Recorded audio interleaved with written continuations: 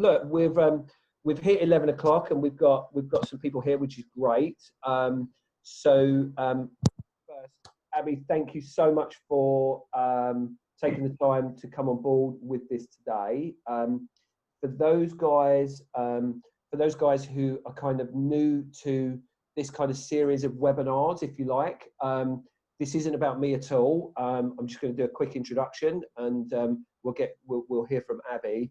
The whole purpose behind it is it's been Appreciation Week for admin professionals, and I wanted to kind of really mark this week. It's very much an American thing, but ultimately I think it's a really good initiative, having worked in the PA industry directly in it for 20 plus years.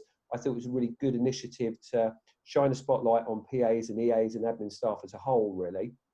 So I've been speaking to a number of PAs and EAs who have got really inspiring stories and really fly the flag for the community. And when I put this together, I was super keen to have Abby on board, because it seems that a lot of PA events that you go to, Abby's name is there on the speaking list and what have you. She's had a great career as a PA and got some. I'm sure she's got some wonderful stories, and works as a coach for the industry as well. So she was someone that I was really keen to kind of dive in and hear a little bit more about her story. So, as I say, thanks so much for taking the time to speak to us today. So over to you, Abby. I mean, we've got lots of things to discuss, but if you could just kind of start us off with, your brief career journey and how you first got into the workplace and what have you. I know that you've had some great jobs along the way, but where did it all really start for you, and how did that kick off? Sure. Well, I think like many EAs and PAs, I kind of fell into being an EA and PA. It was never really my goal plan. So I actually have 3 degrees in the arts. I've got a BA and 2 MAs, and I wanted to go into museums and galleries, which I did. And I started working at the V&A and Tate, Christie's and Sotheby's, and I was very much focused on the art world. And the truth is, the art world pays very badly. And it's a difficult industry to, I guess, make a career in, because of the money is not great. So I took a role at the V&A as a press and PR assistant to the director of press and PR at the time, who's this amazing woman. And I decided that what I actually liked doing was being her assistant more than anything, and so I decided to sort of slightly change my career path, and I ended up becoming a PA in the art world. And I worked for private dealers, in particularly focusing on old masters, because my background is 17th century Dutch art and Renaissance, which is entirely useless now, obviously. So I started off in the art world, then I moved across into the charity sector because it's an easier jump to make. And then slowly I started getting more corporate, and from the charity world kind of got into more sort of blue chip companies. It was around about the time we had the financial crash. So interestingly, the first thing that all the companies did was get rid of all their PAs and EAs, because they thought they could manage their lives without us. And then what they were actually doing was recruiting us all back as temps. So suddenly industries that had been closed to me, as in very corporate, that previously wouldn't touch me because they said I was too arts focused, were now hiring me as temps and sort of contract roles. So I came in that way through fluke, really. And then I ended up working for companies like Amex, and I moved into the beauty sector and was working for L'Oreal and then GHD. And now I'm at Facebook, which is a tech. So I couldn't have had a more varied career, really. That was all, a lot of it was luck and being the right place at the right time, but also I wanted to always increase my earning potential, and then I knew the only way I could do that was to get more corporate. Yeah, it's interesting because having done this, having spoke to a few people this week, every single person so far has said, I really fell into the world of, like, you know, PA and what have you. So it is interesting to hear that. Obviously, you've got your degrees and what have you. So you've got, you know, some super qualifications. Did you actually do any specific skills training as a PA externally, or was that all kind of done on the job and provided by different companies as you went along? Yeah, so I was lucky at sixth form college, or sixth form school. I did a touch typing course by she was absolutely terrifying woman, and we had these old-fashioned clickety-clack typewriters that make a noise. So I learned touch typing, which is a really useful skill, obviously, as an EA. But I didn't start doing any training until maybe a good few years into my EAPA career. And I found at the time when I was becoming an EA or PA that there wasn't a huge amount of formalized training. There were things like how to do Excel, how to do PowerPoint, how to use Outlook, which quite frankly is boring and everyone can do. But it wasn't until fairly recently that companies started offering things like persuasion, managing upwards, how to say no, dealing with difficult people. So I took all those trainings as I could get them, and it's one of the reasons why I started networking, was because I just thought that there weren't enough, I wasn't surrounded by enough information from people who actually knew what they were talking about. So and it's one of the reasons that I became a coach and a mentor, to help people find things that I didn't find when I was coming up. Yeah, brilliant. We'll talk about the coaching side in a second, because I know it's something that I'm really keen to dive into. But a question that I think that I know would be a lot of people would really like to ask is, what is it like to be working at Facebook? Because they've got an amazing reputation. It's a brand that probably 98% of the people in the world know. So what's it like to work for an organization like that?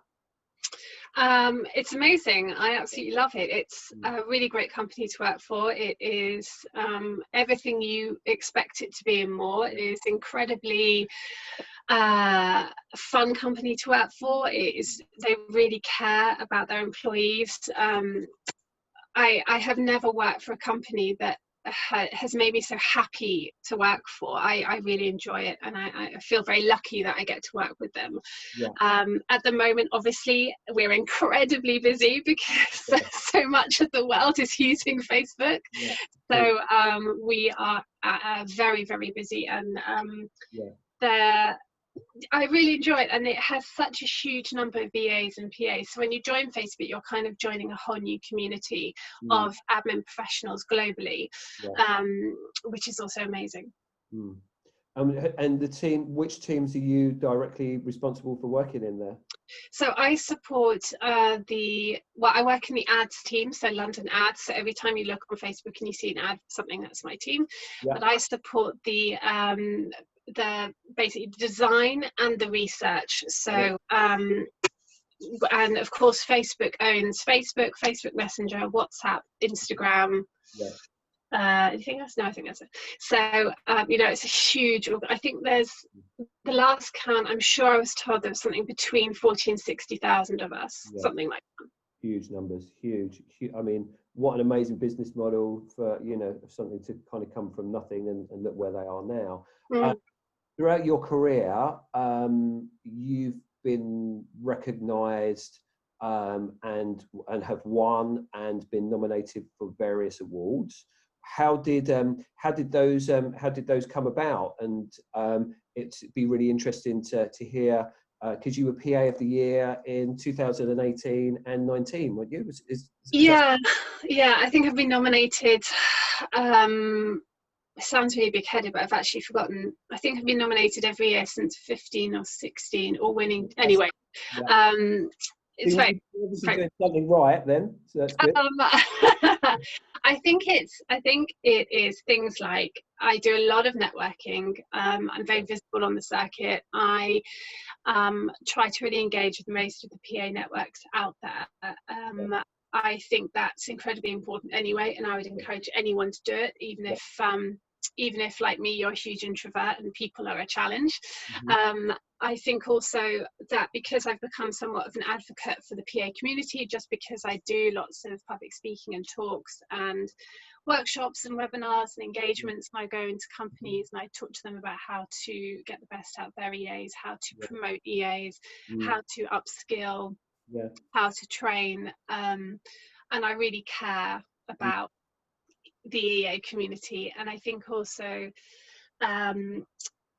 I think because I do coaching and mentoring, I have quite a reach with EAs and PAs, and so things that EAs, and I use the phrase EA and PA admin professional interchangeably, not wishing to discriminate against anyone. I think it's because I just really care. It's something I really care about. I'm really passionate. I describe myself as a career EA. I would never describe myself as just an EA. And I just think we do such a marvelous job. I agree. I totally agree. And having, I think from the sounds of it, your career and my career perhaps started at the same time, going through financial crashes, and obviously in our day job of working in recruitment, it was the first thing that we saw, people, the PA and secretarial jobs falling by the wayside, and then very quickly returning. It seems to be like a cyclical thing that, the PA EA industry is on its way out. It's it's going to get phased out, and these conversations happen, and then all of a sudden it just gets busier and busier and busier. So you also touched on something that everybody else has said as well, that I've had this, the importance of having a large network and networking and putting yourself out there. That's something that's come up in every conversation this week as well. So that's interesting. That's interesting to hear. I was going to go on to ask about what your motivation was for becoming a coach, but it's quite clear because it's presumably because you care so much about the industry. You want to kind of give something back and help people along the way, I would assume. Yeah, it started as most things do. So Facebook, for example, Facebook doesn't ask what are your strengths. Facebook asks what are your passions, and that's a really good way of describing it. So it started for me because I thought it was so hard being a junior PA, moving to London, learning how to be a PA. And it's not like there's a guidebook or a rule book. It's not like you go to PA school necessarily and then there's PA rules, and then there's a clear hierarchy of how you become an EA. Unlike if you're an accountant, you'd start off being a junior accountant and then you get mentored and then you become there's a clear progression. It doesn't happen. And I found it so hard, and I felt like there were so many years of kind of wilderness where I was kind of ping-ponging around and not really knowing what I wanted to do, and at some points feeling really ashamed of being a PA when all my friends were becoming, I don't know, lawyers or brain surgeons or something, terribly impressive. And I realised that the only way I could make a change was to change my attitude, but to learn more. And as I kind of progressed, I just thought I was looking around for someone that could.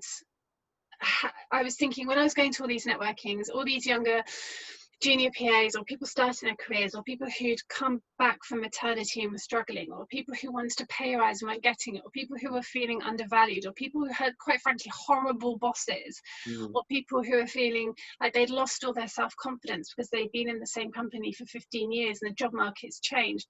I was speaking to all these people at networking events, and it was all the same thing over and over and over again. I thought, well, there needs to be some help. So I went away and retrained as a coach and a mentor, which takes some time, and then you have to spend years practicing, and then I was able to start taking on clients and helping them. And I have to say, it's the same thing over again. And I, not wishing to be sexist here at all, though it's 98% of the people who do this role are women, or identify as women.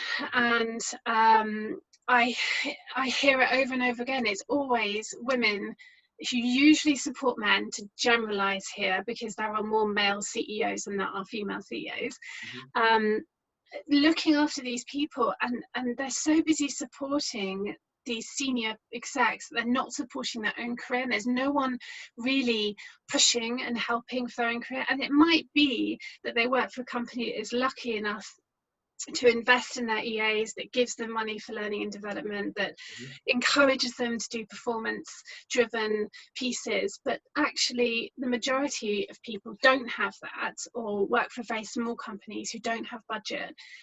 And I just thought there needs to be a kind of middle ground where it's not like £6,000 for a course that, you know, you can't afford. There needs to be something else. So that's why I was interested in doing it. Yeah, and look, that's a great story, and it's when you're so embedded in it, and it shows. And when you look for a coach and a mentor, that's the first thing that you want to look for, somebody who has got that experience and is so into it and is so passionate about it. So I can imagine that is all of the kind of skills to make it a really successful business model. So from your experience and from your experience of coaching, I'm sure you don't want to give too much away of your coaching secrets, but what do you think EAs and PAs can do to develop their career now? And I know that you mentioned that there aren't too many options, and we've got your option, but what's the general consensus there, and what the different things open to them at this point? Well, first of all, I'll break my answer down into parts. So first of all, if you're looking to find a coach or mentor and you haven't found one before, then the easiest way to go about finding that person is, first of all, do your research, check that they are who they say they are, and they've got experience, that they've got recommendations and reviews on LinkedIn or something. Speak to previous clients of theirs. Most qualified coaches, people of reputable standing, will give you like a free taster session where you can check that you mesh with them and they mesh with you, and that you're on the same wavelength. You've got to kind of like the person that is coaching and mentoring you, ideally. I mean, it's helpful. So, and then also, sometimes people come to me, they don't really know what they want, they just know they want something to change. So when I coach, we do goal setting, because what's the point if you don't change anything, you don't know what's going to change. But I also set homework every time, so it keeps them accountable. So that's how to find a coach. If you're just wanting to kind of do something to your career, challenge it, move it forward, get a pay rise, make more money, move jobs, whatever, I think one of the ways is to start networking, because that's how you're going to find out who is moving jobs, who works for a company that's really good, what kind of industry would I like, do I like the sector I'm in now, what kind of personality of boss do I want to work for. All those kind of things, you're going to get information from other EAs and PAs. You're going to do that by networking and being in a room full of them, whether it's virtual or physical. I think also you can ask to shadow or mentor. So let's say you're an EA, PA, and you are interested in HR or project management, or you want to be chief of staff or whatever. You can find someone who does that role or similar and ask to shadow or mentor them for a half hour, half a day. You can have quick coffee catch-ups with them. I think you could also look at the majority of PA networks out there are beginning to offer training courses. They're a good place to start. It kind of depends where you are in your career. I think also trying to attend things like this, just to hear other viewpoints, is always good, different webinars and so on. Being active on LinkedIn is useful as well, because that's where you'll see a lot of jobs, things that the EA community is talking about. So that was a very long answer, sorry about that. No, but it's great. It's exactly what I was after, because we want to provide as much value as we can to the guys that are tuning in for this. And everybody's that tuned in are interested, and we all want to learn stuff at the moment, which is what's nice about this particular.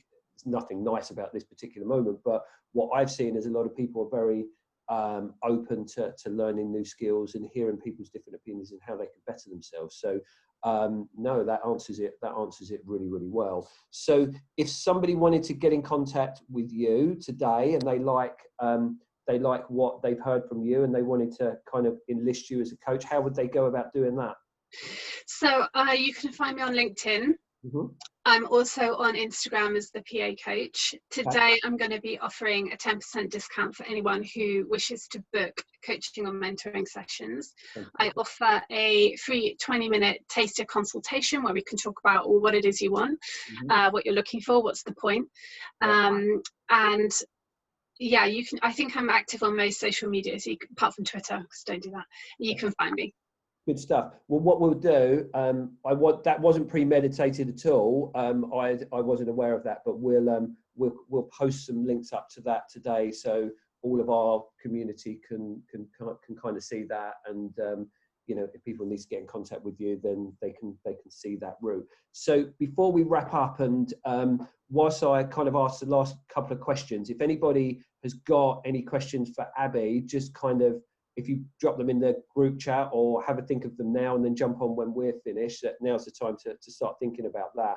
What, obviously the immediate future, is a bit grey, but moving forward on the basis that we come through the other side and everything else, what does the future look for you, and what are your hopes and dreams, and what are you kind of striving for in the coming months and years immediately?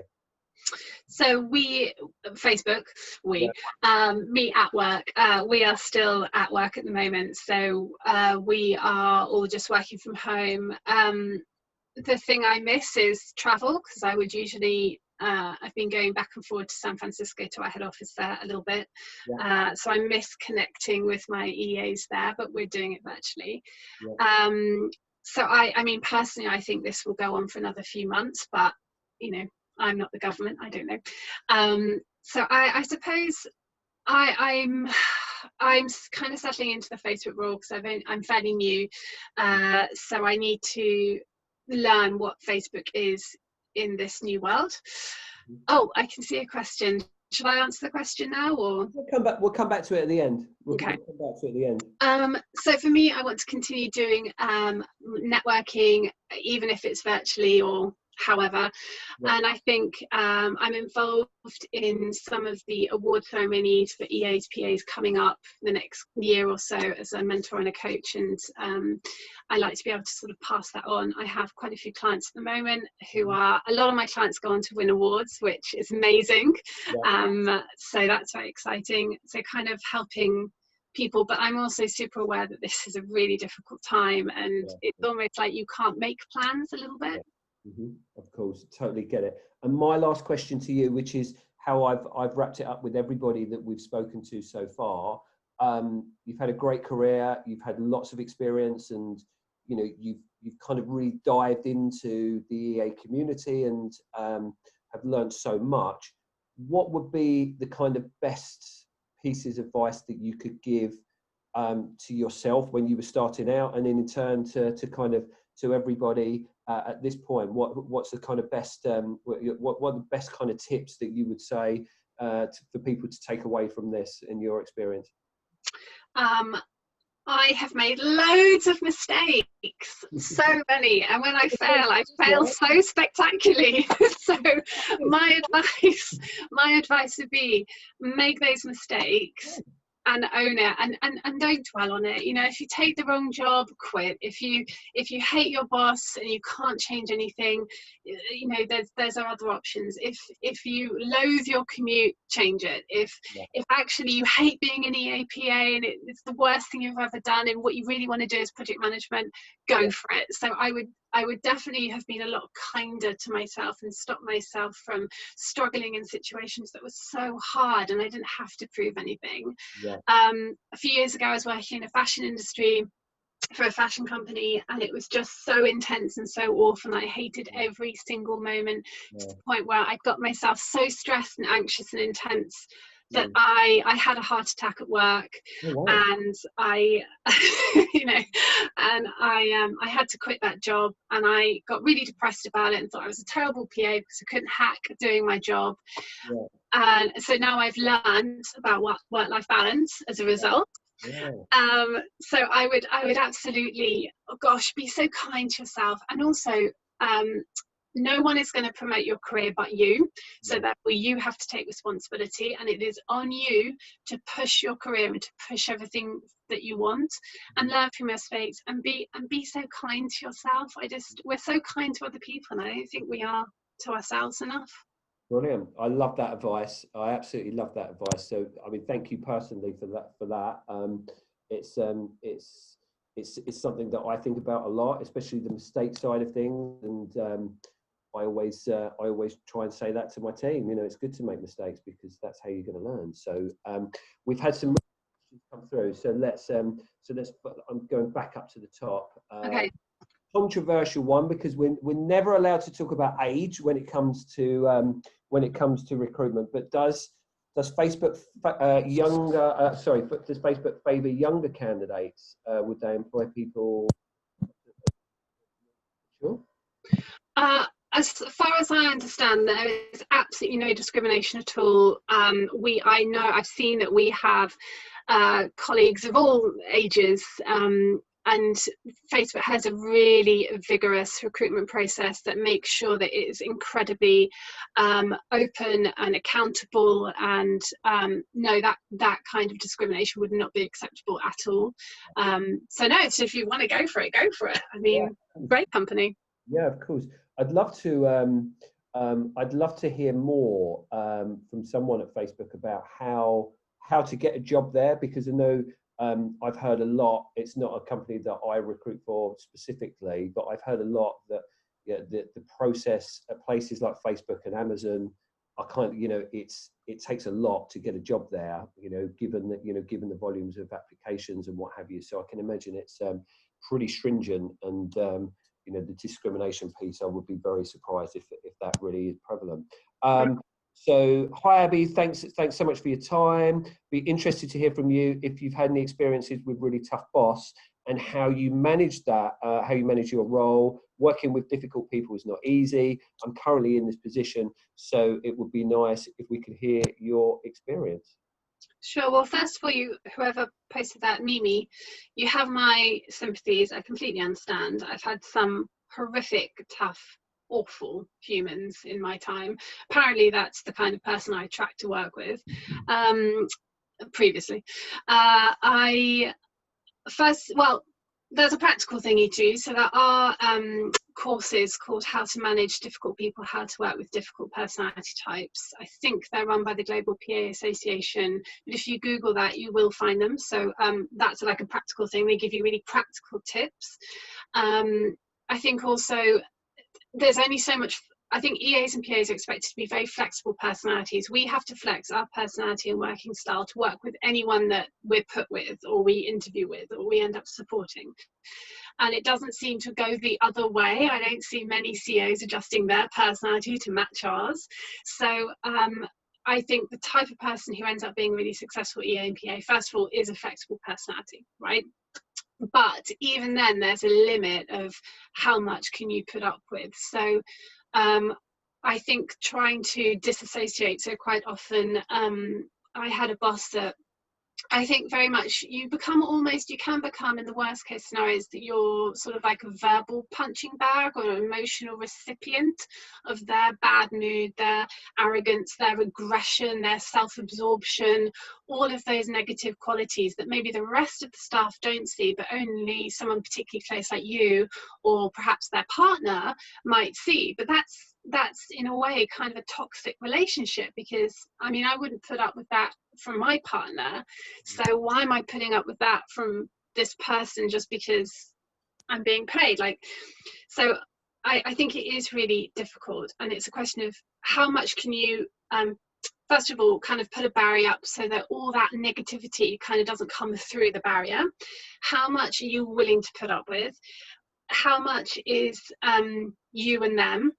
So is it something that a talk could work through? Is it something that you could bring a mediator in and have a discussion? Is it something that you can, is it like a high volume worth of stuff, or is it just every now and then they're impossible? Like where's the kind of balance? and then ultimately, so I've had bosses that, you know, sometimes I think there might be a 2-year cycle. It starts off really good, and over 2 years their behavior becomes worse and worse and worse. And it might be that at some point you might want to not be at that company anymore. You might not want to work for that person anymore. And all I can tell you is that when you go to a recruitment agent or you're looking for your next job and they ask you, what kind of personality do you want to support? You can say, well, not somebody who does X, Y, and Z, you know. So I don't like supporting people who don't communicate, who expect me to be telepathic, who expect me to mind read. So that's top of my list of stuff I would like from a good boss. Brilliant advice. Thank you for that. A couple more before we wrap up, because I did promise it would only be half an hour, and I know that you're very busy. So, have you got time for a couple more? Yeah, go for it. Okay, cool. Specific skills required for nowadays for a PA and EA? I think somebody who can move really fast, doesn't necessarily, I don't mean physically, I'm not expecting to run, I mean emotionally and intellectually, somebody who is very quick at keeping up with things. I think it's gone past that idea of someone who can just take minutes, use Outlook and use PowerPoint. I think it's way beyond that. I think basically I always say that we're supposed to be some kind of techno wizard, telepathic Mary Poppins. That's basically what we're meant to be nowadays. I think somebody who again is very flexible. I think people who are very balanced. I think the best EAs I've ever worked with are the ones who can remain extremely calm, particularly under pressure, who don't flap. I know a lot of EAs tend to be people pleasers because it makes sense that you would want to be that kind of personality type. I think as well, most of the really good EAs have this skill set of being incredibly quick, very savvy, very kind people. Like they're also usually very highly emotionally intelligent. Brilliant. And quick fire one, PA networking groups, any recommendations? Yeah, so I'm a member of 30, but off the top of my head, I can think of PA Life, the Assistant Room, Global PA Association, the PA Way, Executive Secretary, Miss Jones PA, that's 6. That's off the top of my head, but there's lots more. If you have a look on LinkedIn or Google, you will find them. I hope some of those can help. Yeah, very much so, very much so. Okay, I'm trying to find a really quick one. Hold on one sec. We're having a Millie, this is not the time, darling. Please, darling, please. I'm so sorry. Okay, it's okay. I'm trying to find a really quick fire one, because I know time is of the essence for you. Best skill that could help people stand out from the crowd. Let's have that as a last question.